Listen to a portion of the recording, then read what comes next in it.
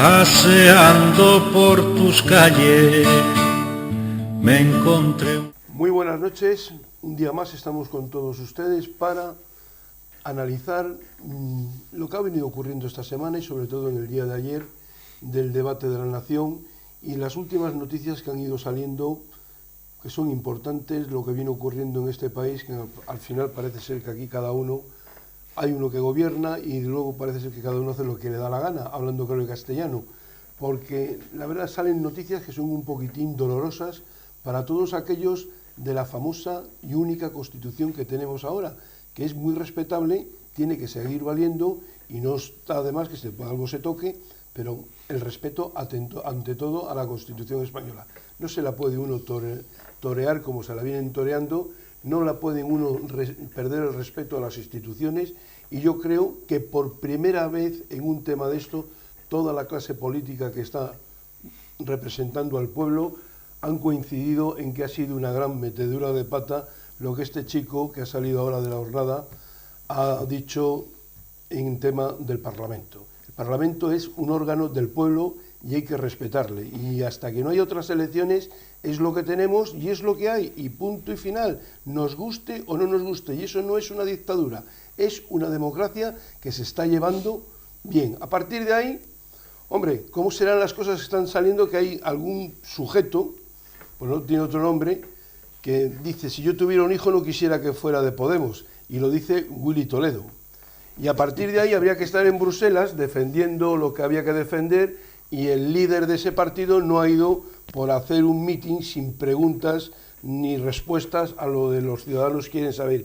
Y a partir de ahí, en Venezuela, pues acaban de cargar a un chaval de 14 años de un tiro. Y a partir de ahí, los estudiantes hoy están también en la calle, en una huelga legal, haciendo una reivindicación legal, pero que ha sido como de costumbre, troceada y manipulada por sujetos que del río revuelto, ganada de pescadores, para meterse ellos. Por lo tanto, esas son las cosas que hay que respetar en este pueblo, hay que ser respetuoso con la democracia, hay que ser respetuoso con las libertades y hay que ser respetuoso entre todos. Y mientras que no tengamos ese respeto, mal vamos, porque siempre le vamos a dar la razón a aquellos, no la razón, les vamos a dar el parabién a aquellos que siempre meten el dedo en el ojo cuando ocurren estas cosas con la gente que es democrática y es una gente normal y corriente con el respeto entre unos y otros. Y para hablar de estos temas hoy, y perdonad que me haya alargado un poquitín este tema, tenemos a Javier Ceruti, abogado, un hombre muy vinculado con la gente del suelo, con la gente que pisa tierra, con las inquietudes de los ciudadanos. Y tenemos también a Juan Mazarrasa, ya nos acompañó también en otra ocasión, es director del aeropuerto de Parayas, un hombre también muy progresista, con muchas ganas de poder solucionar todo aquello que cree que está mal, y además que yo creo que en lo que hemos hablado a solas tiene muchos puntos también de razón para llevarlo a cabo. Y ya dicho esto, pues hubo debate de la Nación. Yo no voy a preguntar quién ha ganado, porque eso es lo de menos. Yo creo que ha habido un debate de la Nación donde no se ha tocado lo que se tenía que tocar verdaderamente, sino se ha ido uno por el programa económico y el otro por otro tema, y luego cada uno ha ido al asco a sus sardinas, porque claro, lo de los catalanes, decir que la sentencia todavía les da la razón a ellos, o es que no saben leer, o es que hay algún renglón que se ha saltado, o alguien nos le ha camuflado. Y a partir de ahí, pues mira, tú mismo, Javier, sin ningún... Pues te tomo la palabra a partir de lo que has dicho, de que hay que respetar al Parlamento. Por supuesto que hay que respetarlo si creemos en la Constitución, en un Estado de Derecho como el que tenemos, pero hay que respetarlo también desde dentro. Y yo cada vez soy más crítico con estas puestas en escena que son los debates sobre el Estado de la Nación, por cómo se utilizan.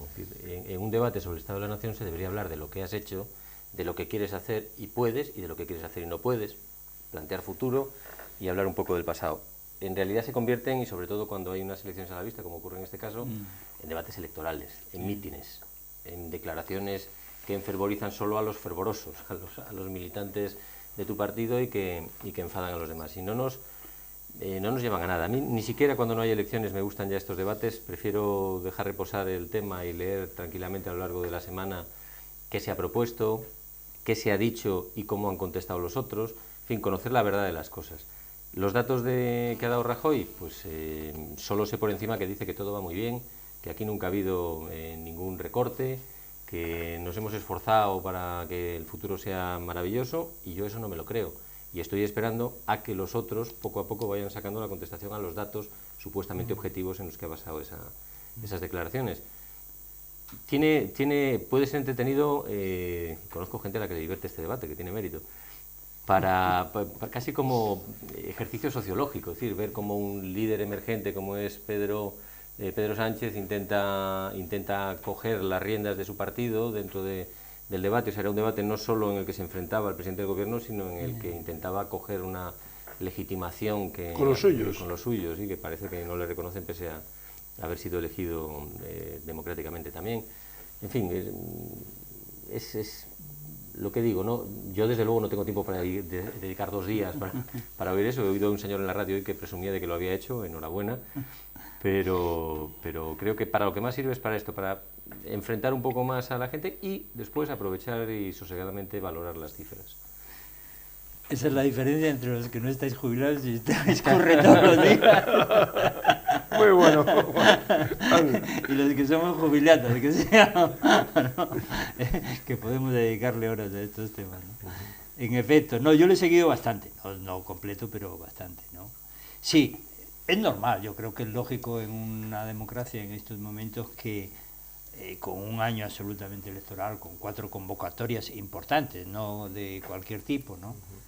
Municipales y autonómicas, que van a ser importantísimas, pero precedidas por las de Andalucía, que evidentemente tienen un gran significado, y luego evidentemente las generales y las catalanas que nos han vuelto, ¿no? Las catalanas vuelven siempre. y por tanto es un año de una gran densidad, después de acontecimientos y de cambios políticos que se están produciendo en el sustrato del país, importantísimos, como tú decías y como hemos podido ver todos, porque las europeas del mayo del año pasado, pues cierto es que fueron un tsunami, una revolución en términos políticos, ¿no? Hubo pues una enmienda a la totalidad, esto sí que fue una enmienda a la totalidad y además aprobada por parte del pueblo español al bipartidismo, ¿no? Al bipartidismo como fórmula que había servido en España, que nos ha servido durante 30 y tantos años y que nos ha servido con grandes defectos, esto es cierto, ¿no? Porque la responsabilidad, yo creo, como muy bien decías tú, era ¿qué ha pasado esto? Tenemos que hacer un poco vista atrás en estos momentos, cuando hay gente como el líder de Podemos, y más gente, porque no solo es el líder de Podemos, que plantean, se plantan políticamente en contra de la Constitución del 78, con lo importante que eso fue para todos los españoles, desde el punto de vista de abrir la época de prosperidad y de paz que ha tenido España, con muchísima diferencia respecto a cualquier otra época en siglos, ¿no? Pues claro, no estamos hablando de cualquier cosa, estamos hablando de algo esencial, importantísimo, ¿no? Yo soy, lo mismo que Emilio, absoluto defensor de la Constitución del 78. Yo me voy a poner una pegatina aquí, Constitución 78. Yo soy Constitución 78 y no soy antisistema para nada, vamos, ¿no? Yo creo que España ha tenido los mejores años en términos de modernidad, de ser un país atrasado a ser un país hoy día, ¿me entiendes? Pues que estamos en el mundo en una posición importante. Pero cierto es que hay una responsabilidad enorme de los grandes partidos políticos respecto de lo que ha sido la degradación del sistema. Una degradación a unas velocidades de vértigo, ¿no? Que a mí me espantan, porque en definitiva significan, pues eso, que hemos dilapidado ese enorme capital intangible que era la transición española, que nos reconoció todo el mundo, hubo unanimidad en el mundo entero de la importancia que tuvo, sobre todo algunos se preguntaban, ¿cómo lo habéis podido hacer tan bien? ¿Cómo hemos podido hacer? Bueno, y sobre todo con los antecedentes que teníamos los españoles, ¿no? Que no Ah, eran por ahí cualquier cosa, viene ¿no? el tema. Bueno, pues, ¿cómo hemos podido tirar por la borda eso, ¿no? Que era un valor tan importante? Pues la responsabilidad de los dos grandes partidos políticos es enorme, ¿no? Y de los ciudadanos. Y de los ciudadanos, que los De hemos los votado. ciudadanos. Los ciudadanos Que que los los hemos hemos votado, votado que durante los hemos mucho tiempo. callado. Estoy totalmente de acuerdo contigo y has dado en el clavo. Bueno, la realidad es que cargarnos un sistema político, con la importancia que tiene un sistema político para un país, coño, no es cualquier cosa, ¿no? En estos momentos, pues, este año va a definir qué es lo que ocurre. Yo creo que va a haber un cambio del bipartidismo, se va a terminar. Yo no creo, espero. Yo soy de los que me voy a pelear en las calles con pancartas, solo con pancartas y con llamamiento al voto en contra de los antisistemas. Yo no creo en el antisistema, creo que sería un retraso para nuestro país enorme. Pero soy de los que defiendo que lo que ha sido el modelo político no puede continuar. Y que además está trufado de corrupción, de todo lo que vemos, ¿no? Y la gente está harta. Pero eso fue una revolución, mayo del año pasado, y por tanto en estos momentos el escenario está absolutamente abierto cara a una campaña electoral de 4 elecciones durante todo el año 2015. Y claro, todo el mundo tiene que tener claro qué es lo que le dice a los españoles de cómo hay que ir o cómo no hay que ir, qué es lo que quiere, qué es lo que no quiere. Y a mí el debate en ese sentido me frustró. Me parece lógico hasta cierto punto que Rajoy defienda lo que ha hecho, lógicamente. Esto es evidente, ¿no? Bueno, y tiene sus buenas razones desde el punto de vista de los datos económicos, pues parece que pintan y los europeos, el Eurogrupo y tal, lo reconocen como tal, ¿no? Ahora, lo que me parece absurdo es que el señor del PSOE, como decís, con necesidad enorme de legitimidad interna dentro de su partido, pues lo único que pretenda, ¿me entiendes?, es debatir en la distancia con los de Podemos a ver quién es más izquierdista, ¿no? De verdad, o insultar, que tiene muchas razones para hacerlo, no insultar, sino poner en evidencia pues la responsabilidad que tiene el PP en el tema de la corrupción. Pero es que el PSOE la tiene exactamente igual, yo no voy a hacer diferencias. Bueno, pues ahí yo creo que ha sido un fracaso, es que realmente no sabemos lo que el PSOE pretende, ¿me entiendes?, desde el punto de vista de lo que son unos objetivos que esos sí son claros, es recuperar pues los 20 millones de empleos en España, que es el tema importante. Hay algo claro y además algo se tiene que estar escondiendo, y están las elecciones andaluzas, que son las primeras.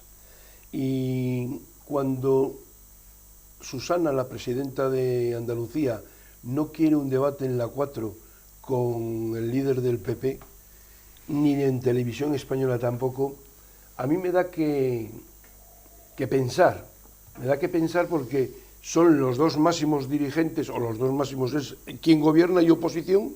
Lo lógico es que tuvieran esos debates que se vienen haciendo también por tradición a nivel nacional. Y cuando ella no ha querido, que es ella la que no quiere, y lo ha dicho públicamente, sale en los medios, por lo menos en los medios digitales sale, hay un entrecomillado que le puede hacer mucho daño, y yo creo que va a ser por ese tema lo de Griñán y Chávez. Pero lo ha dicho muy bien Juan. Lo que es ridículo a estas alturas a ojos de la mayoría de los ciudadanos es que estén jugando al y tú más en cuestión de corrupción. En la idea que salió hace tiempo de llamarles PPSOE, pensando que en muchas cosas han sido exactamente lo mismo y han participado activamente en desmontar los controles contra corrupción que existían en el sistema, en tomar al asalto cada vez que llegan al poder el Tribunal de Cuentas, el Banco de España, en fin, todos los mecanismos de control. Han desmontado el sistema de control de la competencia, creando una suprainstitución, en fin, mucho menos ligera a la hora de actuar. La que había no tenía tampoco capacidad de imponer. Son responsables exactamente igual uno del otro. Y oírle al Partido Popular, con la que tiene encima con Gürtel, con la que tiene encima con Bárcena, decirle al PSOE que es muy malo con los ERE, es lo mismo que oír al PSOE con los ERE, decirle al otro lo malo que es con esto. Entonces, cada vez que hacen un debate, a lo mejor es inteligente en ese sentido, cada vez que hacen un debate lo que hacen es regalar votos a los demás. Porque ya antes podían permitirse el lujo de hacer esos debates porque no había alternativas, y ahora hay muchas alternativas.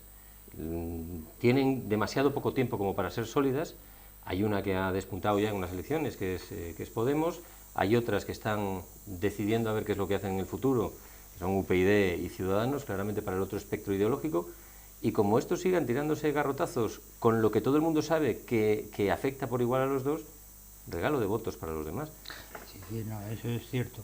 Y es otra irresponsabilidad más del bipartidismo, que hemos hablado, ¿me entiendes? Que frente a una situación de gente que juega antisistema, yo creo de forma absolutamente irresponsable, porque este país no se puede permitir el lujo del antisistema. Lo que este país exige es que el enorme error que han cometido ellos, que han sido esos dos partidos políticos, en convertir una democracia, la Constitución del 78, que exigía, la Constitución del 78 daba un peso enorme a los partidos políticos como los instrumentos de participación de la ciudadanía. Habíamos pasado muchos años sin partidos políticos y era lógico, sobre todo, que al empezar eso fuera así. Se hizo una ley electoral como se hizo, no se ha cambiado en todos estos años. Claro, lo que pasa es que hemos llegado al enorme error, en lo que ha sido la responsabilidad de ambos dos, en convertir una democracia que a lo mejor pecó de haber dado a los partidos políticos como instrumentos de participación de la ciudadanía un papel demasiado importante en el entramado del sistema político. Ellos lo han convertido en una partitocracia descarada. Absoluta. Descarada, vergonzante y, por decir una palabra gorda, asquerosa. Además, por decir una palabra gorda, porque hay que decirla. No está mal el adjetivo, ¿Eh? ¿no? Asquerosa. No, da asco. Esto es así, ¿no? Asco, sí. Y es una vergüenza, ¿no? Que en 30 y tantos años nos lo hayamos cargado. Claro, de ahí no podemos pasar, oye, es que no, antisistema, no, España este sistema le ha ido bien, pero hay que reformar el sistema político para hacer que esto sea una democracia de verdad y que deje de ser lo que lo han convertido PP y PSOE, que es una partitocracia desgraciada, que este país, España, que es un país de primer nivel en el mundo, no se puede permitir, tan claro como eso. Por tanto, hay una enmienda importante, ¿me entiendes?, a lo que es el funcionamiento, a lo que ha sido el funcionamiento o la degradación de nuestro sistema político, y esto es muy importante. La figura de Pero, partidos y políticos. además eso traslada luego a las comunidades autónomas, donde unos a otros también han estado gobernando, o algunos nacionalistas, porque te pones a mirar en Andalucía lo que hay, te pones a mirar en Castilla-La Mancha lo que también ha aparecido, en Valencia lo que hay, y lo que es en Cataluña, y si seguimos así, algunos todos tienen un borrón, hasta me parece que en Cantabria el del balneario, que si no también se le pilla, porque ha claudicado el tema, si no, es que para todos. Ha sacado de Rondón un tema que está en la Constitución del 78 y que es el que menos me gusta a mí de una Constitución que acato y que yo habría votado favorablemente, seguro, si hubiera tenido edad, no la tenía todavía, que es el del sistema autonómico.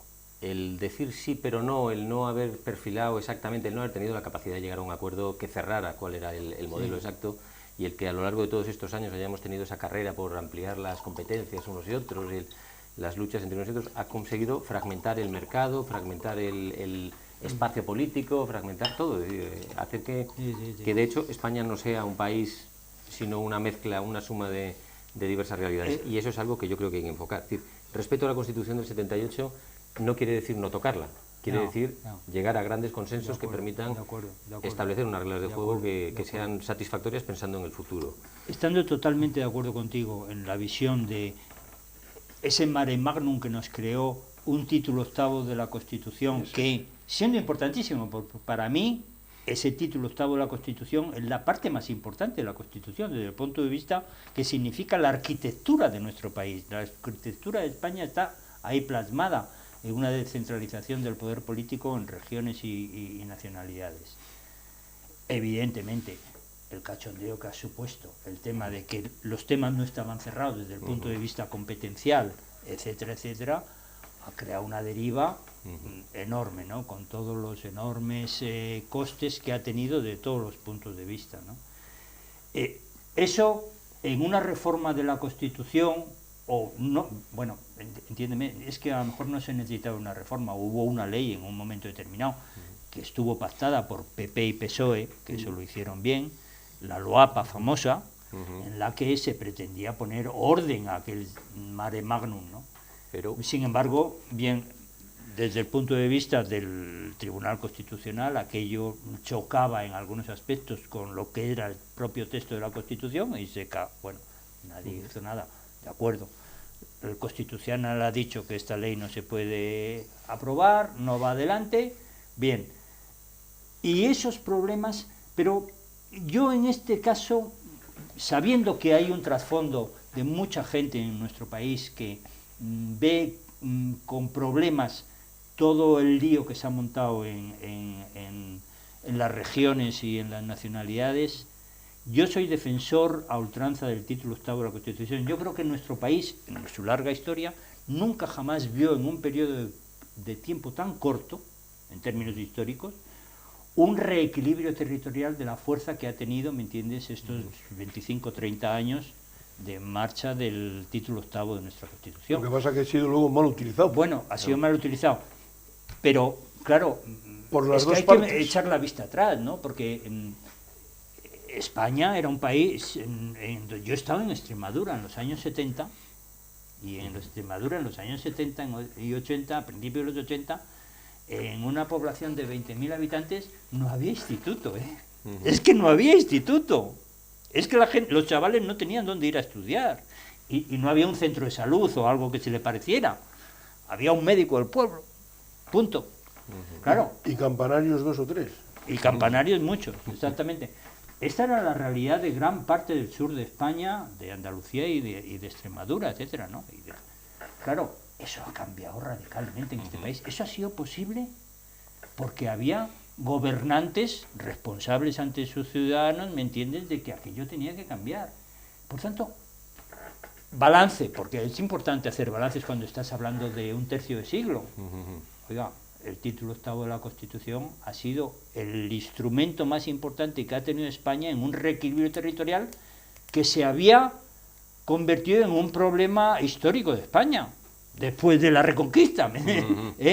Pero claro, en España había dos zonas ricas, Cataluña y País Vasco, que han generado un nacionalismo desleal con el conjunto de España y que han sido ricas, ¿por qué? Porque tenían el mercado español. ¿Tú te crees que los catalanes hubieran sido tan ricos si no hubieran vendido los textiles por toda España? Ya lo decía Pujol, el primero, dice, no, si yo cuando era joven me recorrí España vendiendo, ¿me entiendes?, de todo. Esto es la realidad, ¿no? Claro, esto no se puede olvidar. Pero el problema es que hay una parte de ese título octavo que es la que ha dado pie a esos abusos y que podría replantearse. Por ejemplo, hay un planteamiento, creo que lo hace UPyD, que me parece muy razonable, que es replantearse las competencias en educación, en sanidad, en fin, hay una serie de asuntos que deberían ser troncales. La justicia, cuanto más alejada del poder político, cuanto mejor sería, efectivamente. Entonces, hay cosas que retocar. Lo que ocurre es que se puede hacer eso, modificar lo que tenemos o ir contra ello. Hablas de antisistemas, entiendo que hablas de Podemos, de la situación emergente. No le quiero poner nombre, pero... Son suficientemente listos como para estar modificando la oferta pública de su programa, porque el programa hace unos meses era marcadamente antisistema y ahora ya están matizando. Lo que me preocupa es si llegan al poder, qué es lo que van a hacer, si lo que han dicho o lo que decían. Eso es algo que a mí me preocupa. Efectivamente. Hay una cuestión, nos hemos puesto a hablar de historia, es un tema que a mí me encanta. Tenía una cierta justificación, una gran justificación, viniendo de donde veníamos, el sistema electoral que se estableció que premiaba la estabilidad, la aplicación de la ley DONT, el impulso a los grandes partidos, porque si no recuerdo mal, en las primeras elecciones hubo una sopa de letras de partidos tremendas que acabaron desapareciendo precisamente, entre otras cosas, por esto, porque hay que tener mucha representación en muchos lugares. Esa situación ha cambiado radicalmente. Socialmente no existe el riesgo que había de ruptura en ese momento. Y yo creo que es el momento de cambiar esa legislación para que la representación del Parlamento sea en realidad la correspondiente a los votos de los ciudadanos, porque ahora no lo son. No soy sospechoso de ser de Izquierda Unida, pero cada vez que leo las cifras de Izquierda Unida, de los votos que recibe y la representación que obtiene, me subo por las paredes. Es decir, ¿cómo va a creer un militante o un votante de Izquierda Unida que ese Parlamento le representa cuando se le dan muchísimos menos escaños que los que corresponderían a los votos? En tiempos de Julio Anguiti, perdona, me parece que tenía 12 diputados con 2 millones y pico de votos, con 600.000 tenía... Bueno, más de 12, tú llegó a tener 19. O 19. y Convergencia y Unión con 600.000 votos tenía 12. Que es algo así. otro de los grandes que... problemas que explica la deriva del nacionalismo catalán.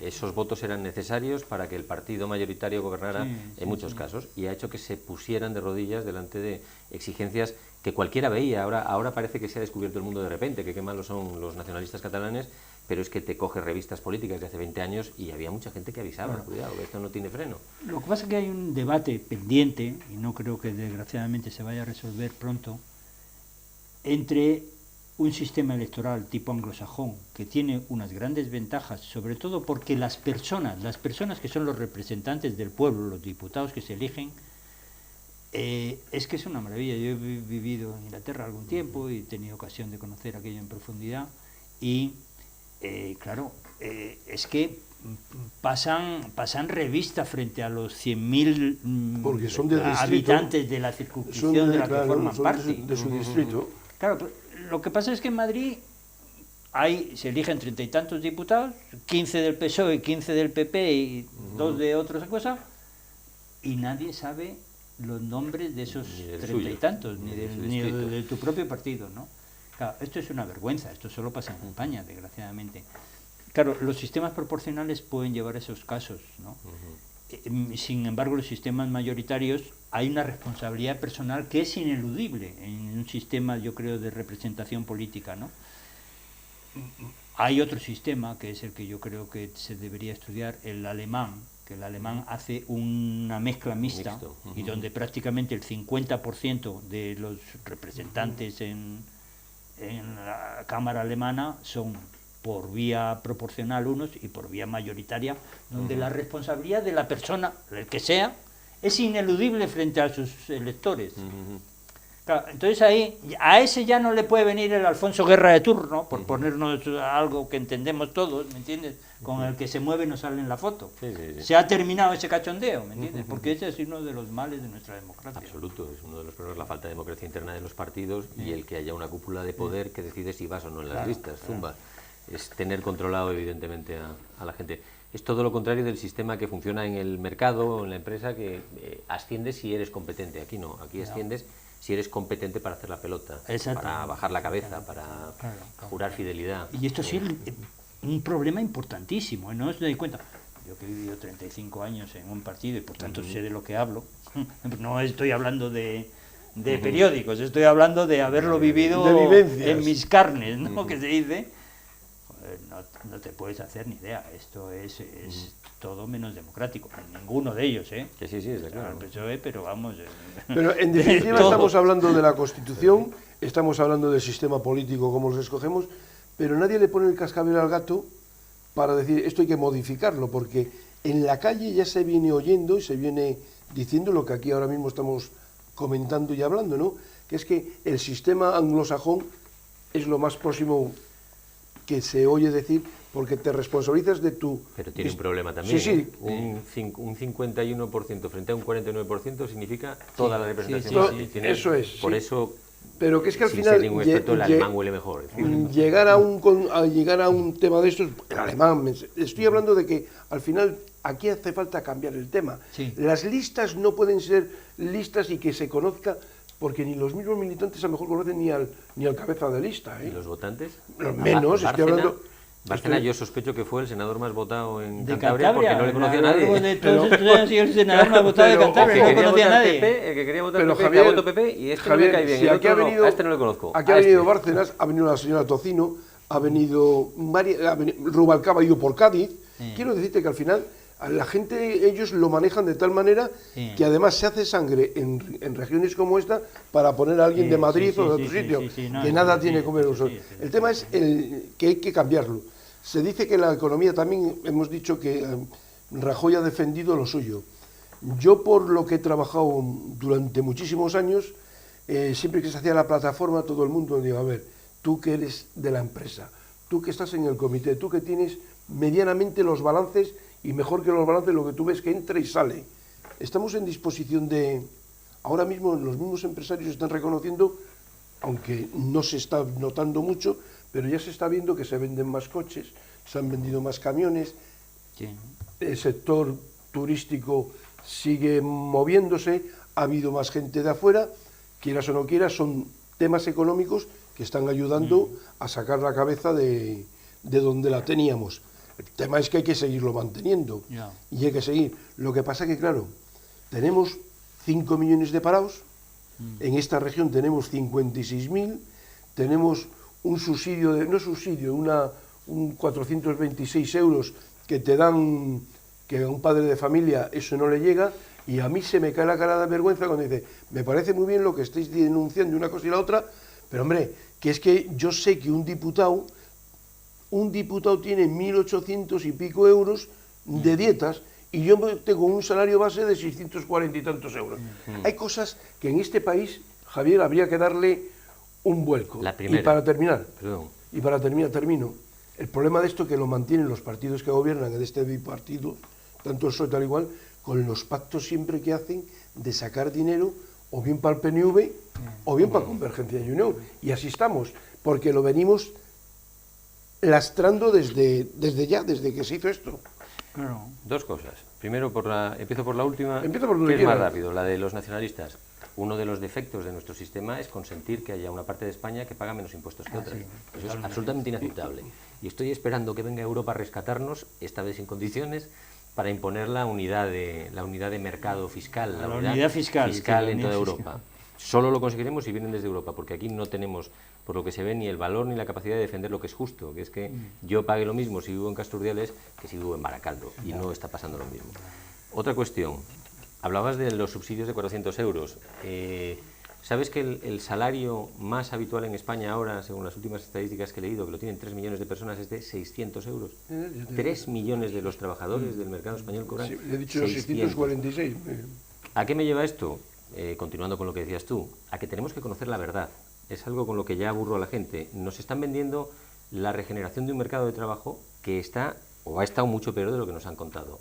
Solo podremos saber cuál es la situación real y cómo ha evolucionado cuando barajemos medidas iguales. Es decir, si hablamos de un trabajo del año de hace 7 años, no podemos decir que es lo mismo que un trabajo de ahora, porque cobraba de media el doble. El mileurista era mal mirado porque cobraba poco, el pobre, ahora con un canto en los dientes.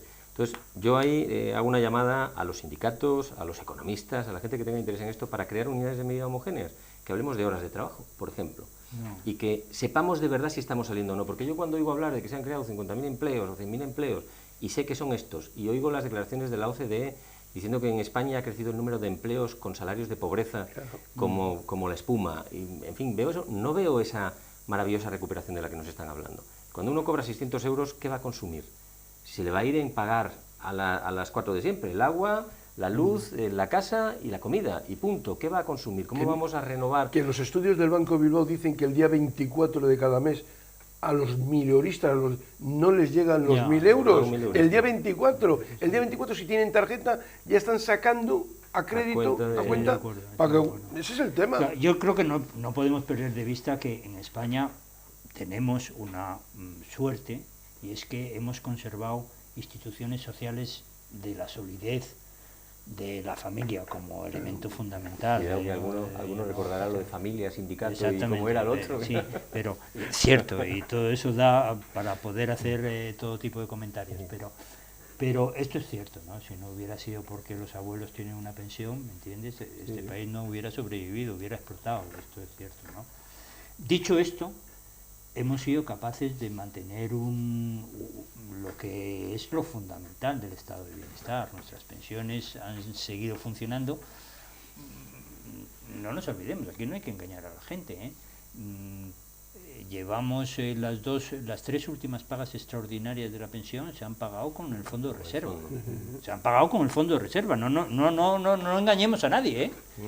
Por tanto, el fondo de reserva se agota a velocidad de vértigo, ¿eh? Y por tanto, quieto parado, ¿no? Por eso la importancia de llegar a tener un país, en definitiva, en términos de justicia social, es la capacidad de dar trabajo a sus habitantes.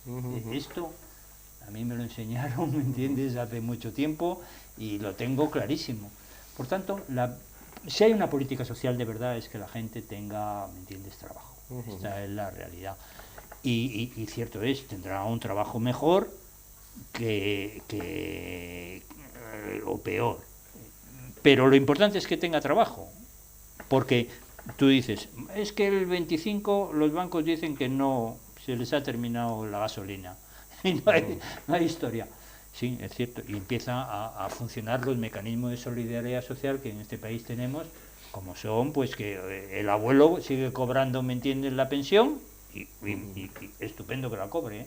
Y hemos sido capaces de aguantar el sistema para que la cobre, porque sí, pero tú acabas de recordar de dónde se pagan ahora exactamente las pagas. Claro, por eso, que no juguemos con tonterías. Estamos aquí hablando, ¿me entiendes?, de cosas muy serias como para hacer planteamientos ilusorios. El Pacto de Toledo, de Toledo hay que respetarle y hay que seguir incrementando ese dinero ahí adentro. Y que el dinero no cae de los árboles, esto es una realidad, ¿me entiendes? Claro. Así de grande. Y que la mayoría de los pensionistas se han ganado con muchas creces su pensión. Claro. Es que aquí parece que la pensión haya salido de repente del cielo, es un don del Estado. No, es que se han tirado muchos, sus 30, 40 años cotizando, que habría generado unas cantidades mucho mayores si hubieran tenido libertad de elegir o hubiera habido una gestión adecuada. Sí. Y no estamos en ese caso. Cuando se produjo el escándalo de Madoff, yo creo que fue, hubo una viñeta muy buena, muy descriptiva, que le preguntaba a la policía, pero ¿usted cómo maquinó este sistema de estafar a la gente? Que en definitiva era que pagaba con los ingresos de los que llegaban después los intereses de los que habían llegado antes. Y dijo, lo copié de la Seguridad Social Española. Pues es que el sistema no puede funcionar, a lo mejor hay que replantearse el sistema. Yo no hablo de privatización, hablo de buena gestión, la hagan las manos privadas o manos públicas, pero de buena gestión. Bueno, pero es que en España uno de los temas que tenemos que hacer autocrítica, que es una palabra que no me gusta, pero que significa mucho, es cómo hemos sido incapaces durante muchos años de abordar una reforma en profundidad y por acuerdo del mercado de trabajo, ¿no? Me van avisando todos los organismos internacionales, nuestros mejores economistas. Yo me he alegrado muchísimo que Luis Garicano, que no es cualquiera, es uno de los profesores estrella de la London School of Economics, que es una de las escuelas de economía mejores del mundo y más reconocidas, ¿no? O sea que no es un cualquiera, es un hombre con un acervo y con una capacidad reconocida, ¿me entiendes?, enorme, no en España, en el mundo entero. Y él, con más gente, creó ese club que montaron los 100 economistas españoles, algunos trabajando en España, pero la mitad estaban trabajando en el extranjero, en Estados Unidos, en Inglaterra, en Alemania, etc. Y lo han dicho desde hace muchos años, y la OECD y los otros. Claro, nosotros hemos sido capaces de convivir con un sistema de mercado de trabajo absolutamente injusto, el más injusto del mundo, absolutamente bipolar. Algunos hemos tenido la suerte, yo tengo que reconocerlo, de haber tenido trabajo fijo toda la vida. Yo he tenido 7 trabajos diferentes a lo largo de mis 39 años que he estado trabajando para la seguridad y que he pagado la seguridad social, pero he tenido trabajo fijo toda mi vida. Pero es que hay mucha gente, hay una parte importante, casi el 40% de nuestra masa laboral, que no ha pillado un trabajo fijo nunca. Es que esto es una discriminación de tal nivel, en ese sentido. Por eso os decía, me alegro que personas de este nivel, como Luis Garicano, en estos momentos se hayan dado pasos adelante de comprometerse como personas clave a la hora de que un partido político nuevo en el escenario, como es Ciudadanos, ¿me entiendes?, pegue un golpetazo encima de la mesa y diga las verdades del barquero, que no las queremos escuchar. Es que llevamos 20 años hablando de este tema, con todos los organismos internacionales, todos los economistas del mundo advirtiéndonos. Y por una razón o por otra, ¿me entiendes?, hemos sido incapaces de abordar el tema y seguimos siendo incapaces de abordar el tema. Poco a poco se han ido aproximando. El trabajo fijo en el año 80 tenías 45 días, me parece recordar, ¿verdad?, de indemnización en caso de por año trabajado, en fin, era... Y poco a poco con las sucesivas reformas se ha ido bajando, ya cada vez es más... Pero no, fíjate, sí, me gusta, has sacado ese tema y perdona que te corte.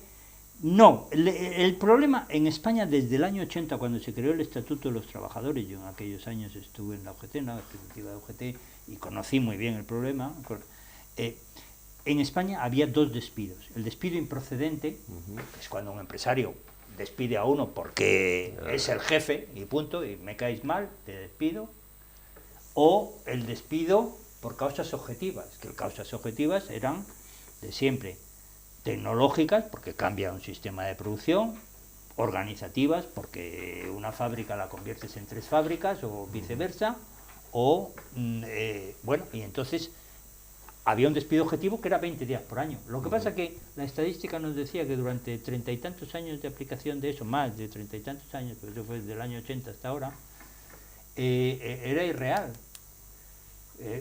El despido improcedente, aquel que el empresario hace porque quiere, porque se considera el dueño y hace lo que quiere, era 45 días por año. Pero el otro ha sido siempre, toda la vida, desde el año 80, ¿me entiendes?, 20 días por año.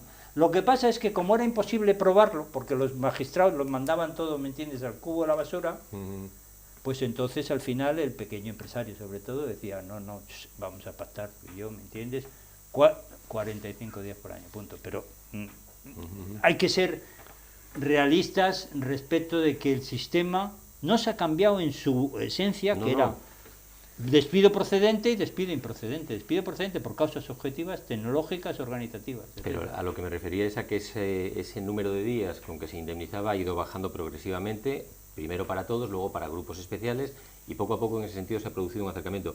Yo he trabajado, antes de dedicarme por mi cuenta al ejercicio del derecho, he trabajado por cuenta de otros, en banca y en seguros. Y en esos existían unos límites, unos despidos que a mí me hacían entender que el despido era libre. Sobre todo cuando llevas poco tiempo trabajando, el despido es libre, cuesta un poco de dinero, pero es libre, absolutamente libre. Es decir, el cuento de que en España, cuando uno tiene su trabajo, está blindado, pues no, afortunadamente, porque el estar blindado en un trabajo, ni en el tuyo ni en el de otros, es recomendable. Pero que a la hora de la verdad no hay tanta diferencia. Garicano creo que ha propuesto un sistema progresivo en el que vas... Puede ser muy interesante, si no digo yo que no, y desde luego estoy totalmente de acuerdo contigo en el fondo, que algo hay que cambiar, porque como el sistema que hemos hecho es que ahora pagan los de ahora la pensión del que ya pagó la de los anteriores, y cada vez la pirámide de población apoya menos en este sentido, porque hay menos gente para pagar las mismas pensiones, hay que buscar soluciones, es obvio. El tema está en lo del Juan, que estuvo en la UGT, yo no voy a decir dónde está. El despido es que siempre ha sido el despido libre y mal pagado. Siempre, siempre libre y mal pagado. Por la sencilla razón de que el que salía. Y encima también ha habido, y hay que decir las cosas, Juanín, ha habido también un mal encaramiento entre la parte social y la parte empresarial al llegar a los acuerdos. Al final lo han pagado los trabajadores, por a veces un pulso siempre mal echado. Y yo era de los que decía, cada vez que hay que echar un pulso hay que dejar una puerta abierta, porque llega un momento y otros, y estas son las cosas que nos llevan.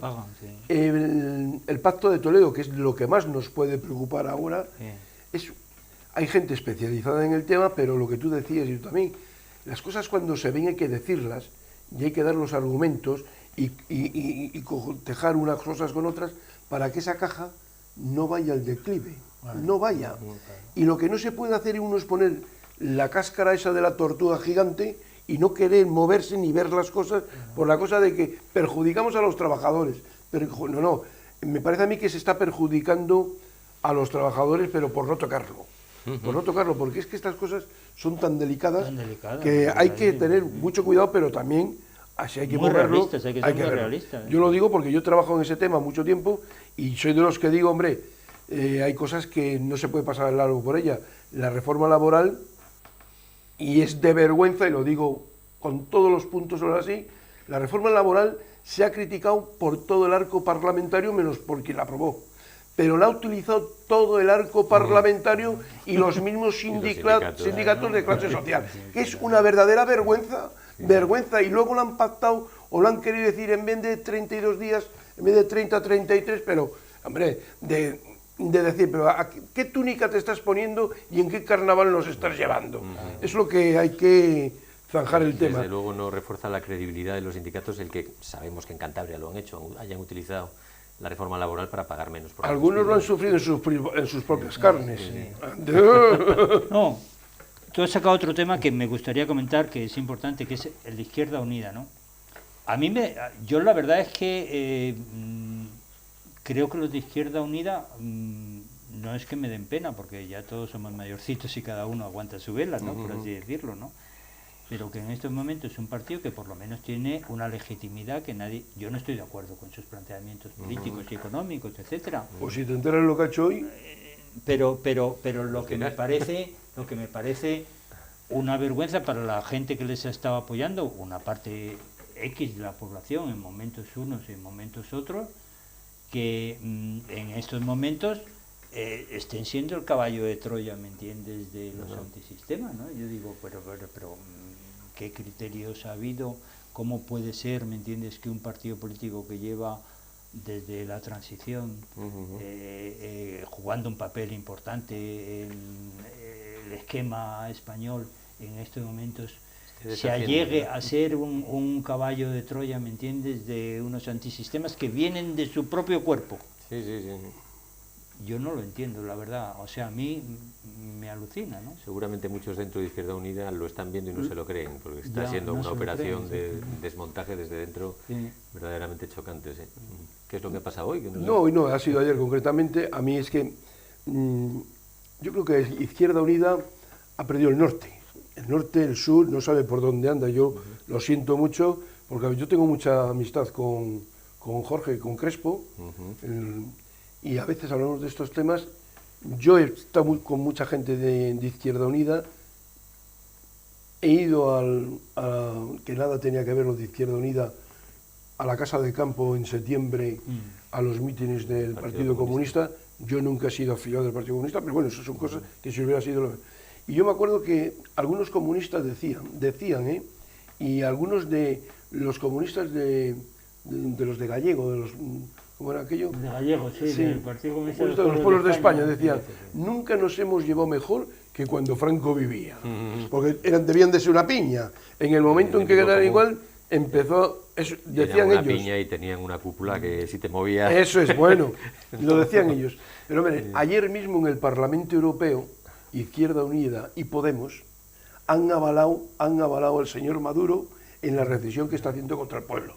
Hombre, a mí me parece que, que es de juzgado de guardia. Sí, se han unido los dos en favorecer al sistema político que está ejerciendo en contra de la oposición el señor Maduro. Hombre, hay cosas que te quitan luego cualquier credibilidad de depositarles algo. Pero es que yo tampoco quiero hacer el juego a los partidos que están viendo lo que pasa y no cambian nada, y no hacen nada. Me parece que viene muy bien que haya un lobo que les haga pensar, va a haber que reaccionar. Ahora, evidentemente olvidar que los que son comunistas. ¿Y qué significa el comunismo? El comunismo significa, en el resumen más pragmático, libertad para qué, de su amado líder Lenin, ¿no? Libertad para qué, eso es comunismo. Entonces, que acepten la represión de la libertad en Venezuela porque el que manda es comunista, es lo que han hecho durante toda la historia. Ya, pero Izquierda Unida es que últimamente, desde hace muchos años para acá, tenía últimamente otro beborrea hacia el pueblo. Tenía otras más libertades, más de esto, más del otro, porque yo lo he escuchado. Yo he escuchado a Julio Anguita en la tribuna allí decir lo que tenía que decir y, hombre, no era nada incongruente con lo que se podía. Pero ahora me parece que es que por todos acaparar el movimiento del 15M, me parece que se están olvidando todos los principios. No sé qué suerte van a tener en este nuevo periodo electoral, pero a mí me asusta en estos momentos lo que se está viendo, cómo les están fagocitando sin reacción. Y además no llego a entender, porque esos temas no se deciden ni en Cantabria ni en tal, se han decidido, ¿me entiendes?, arriba del todo, ¿no? No llego a entender por qué Cayo Lara, ¿me entiendes?, ha tirado la toalla. ¿Por qué ha tirado la toalla? A todos los efectos. Pues supongo que ha visto que tenía perdida a todos la los batalla, efectos ha tirado. Pues yo no lo entiendo, deberían explicarlo, porque yo que soy observador importante del mundo político de España no me he enterado. No. O sea, otro que no oye la televisión, ni ve la radio, ni tal, digo, pues, oye, pero tú no te has enterado porque es que a ti te importa un carajo, ¿me entiendes?, la vida política española. Pero yo, que soy de los que estoy al loro porque soy jubilata, etcétera, pues esto, no me he enterado, es que no me he enterado. Sí, de repente da la sensación de que sí, que han surgido desde dentro, impulsados por gente que había salido de ahí y que ha fundado Podemos, porque son todos miembros del Partido Comunista, o sea que no... Parece que va por ahí. Algunos Desde han pasado luego, por el Partido Comunista y por el Partido Socialista, ¿eh? Algunos, como Monedero. has hecho mención a Julio Anguita. Yo no tendría ningún miedo a un gobierno apoyado en un partido dirigido por Julio Anguita y tomaría medidas económicas totalmente contrarias a las que a mí me gustaría. Pero la sensación, a lo mejor me ha engañado muchos años, pero no lo creo, la sensación es que por lo menos es un hombre razonable. A lo que viene yo no sé si le tengo que dar esa confianza, no lo sé. No lo sé, me preocupa mucho en ese sentido, claro que me preocupa mucho. Y me preocupa mucho que para la gente que está indignada con los partidos mayoritarios y quiere una alternativa, solo haya esa alternativa. Entonces, me preocupa mucho lo que ha pasado. Es un tema que también yo creo que nos ha preocupado mucho, es la imposibilidad de llegar a acuerdos de UPyD y Ciudadanos, que creo que estaban en el momento ideal para haber llegado. No quiero decir en qué términos los acuerdos. Yo entiendo que quien ha estado trabajando muy duro, como lo ha hecho UPyD a lo largo de estos años, y con mucha consistencia y con mucha inteligencia y con éxito, no crea que sea normal que ahora llegue otro y poco menos que tome la cara o que ponga la cara. Es así, Ciudadanos se monta en Barcelona por un conjunto de intelectuales catalanes, etcétera, que están en desacuerdo con el ahogamiento que les está haciendo el nacionalismo de Convergencia y Unión y de Esquerra.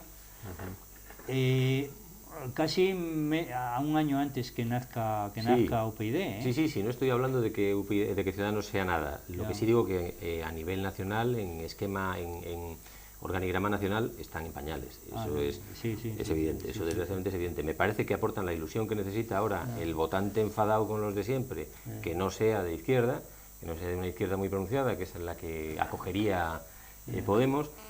Y me parece que en cuanto a estructura está mucho mejor UPyD. Yo desde luego cada vez que veo eso lo pienso en términos empresariales. No soy empresario, pero pienso que uno tiene la estructura y el otro tiene el empuje. Que la mezcla de los dos, si llegaran a un acuerdo, que hubiera sido una buena tercera vía. Habría sido quizá una primera vía. Yo fíjate que creo que en esas condiciones habría sido una primera vía y que ahora, en fin, crea un espacio de vulnerabilidad ahí que... Un minuto. Sí. Dime. ¿Sobre qué? Sobre lo que tú quieras. Bueno, sobre este tema yo estoy de acuerdo con esto. No, hombre, yo creo que vamos a vivir un año electoral importante. Antes decías, y es una reflexión que en cualquier sitio que voy la digo, es que el sueldo que gana un diputado, el problema no es de sueldo o no sueldo, que, bueno, tiene que ser un sueldo normal, ¿me entiendes?, de una persona que se dedica. El problema es que en España tenemos 8.000 ayuntamientos, 70.000 concejales, y eso en ningún país del mundo, en Inglaterra, en Alemania, en Francia, no existe. Es que eso no existe, es un entramado caciquil, porque ha sido utilizado por los grandes partidos políticos como elementos caciquiles de su mantenimiento, ¿no? Y tenemos que plantearnos una reforma en profundidad. Juan, ese va a ser un coloquio para un próximo día, porque es verdad de que la administración está muy saturada, tanto de ayuntamientos, tanto de parlamentos, como de muchos, y tanto de mucha gente, que me parece que podíamos hablar largo y tendido, y además de dar soluciones antes de que lleguen las elecciones. Y Javier, te agradezco tu presencia aquí, te seguiré invitando. A ti te digo lo mismo, Juan, porque ya tenemos un debate para la próxima. Y a ustedes, señoras y señores, agradecerles la audiencia que tienen con nosotros desde este programa de Barlovento y Sotavento, que nos pega el aire por todos los lados. Nosotros también le movemos un poquitín en términos políticos, y esperemos que los que están más arriba vayan recogiendo, pues como se suele decir, la maroma esta, o bien la estacha, y algunas ideas de las que están saliendo de aquí las vayan poniendo en marcha, ya que nosotros escuchamos a la calle, estamos en la calle, y los políticos tenían que estar bastante más en la calle y escuchando más a los ciudadanos. Muchas gracias al Hotel Bahía por dejarnos aquí, y a Vegavisión pues por transmitirnos todo el programa sin un corte de ninguna clase. Muchísimas gracias y hasta el próximo día.